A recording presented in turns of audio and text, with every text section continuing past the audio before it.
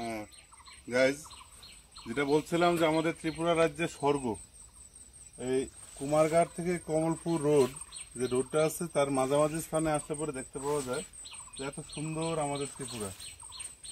এখান থেকে যে ত্রিপুরা পরিবেশটা দেখা যায় সেটা অন্য কোথাও থেকে দেখা যায় না। আমি আমার এই ভিডিওটা যারা দেখতেছেন তাদের সবাই কাছে একটা আমন্ত্রণ জানাই যে এই পথে একবার আসুন এবং দেখুন কত সুন্দর।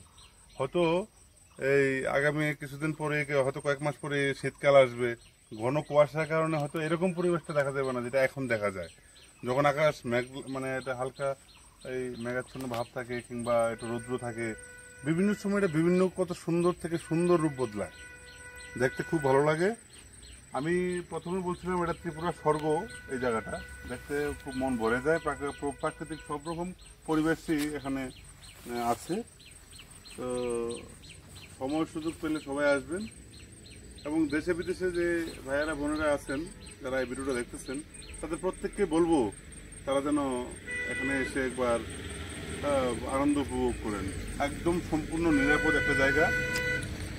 এদিকে আসার সময় আপনি দেখতে পাবেন এদিকে গাড়িও চলতেছে নিয়মিত, সুন্দর গাড়ি ঘোড়া চলে, রাস্তাও ভালো, খুব সুন্দর নতুন রাস্তা। আমাদের ত্রিপুরা রাজ্য সরকার খুব সুন্দর রাস্তা তৈরি করেছেন এবং নিরাপদ, খুব ভালো নিরাপদ।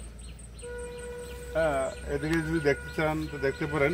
হ্যাঁ, এদিকে অনেকটা সুন্দর একটা পরিবেশ। দেখুন মনে হয় যেমন একদম আকাশ রয়েছে, এবং আমাদের এই পাহাড় মানে কত নিচে, আমরা কত উপরে আছি। হয়তো নিচেও মানুষ আছে, হয়তো উপজাতিরা নিচে বসবাস করে। অনেক দূর থেকে দূর দূরান্তে দেখা যায় অনেক পাহাড়। এত সুন্দর ত্রিপুরা আর কোথাও দেখতে পাবেন না, কোথাও না। ত্রিপুরাকে যদি সঠিকভাবে উপভোগ করতে হয় তাহলে এই জায়গা থেকে আপনারা দেখতে পারেন এবং বুঝতে পারবেন যে আসলে ত্রিপুরা একটা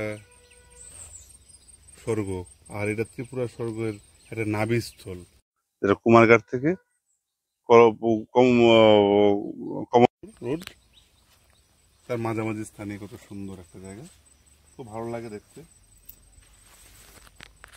আজকে এই পর্যন্তই।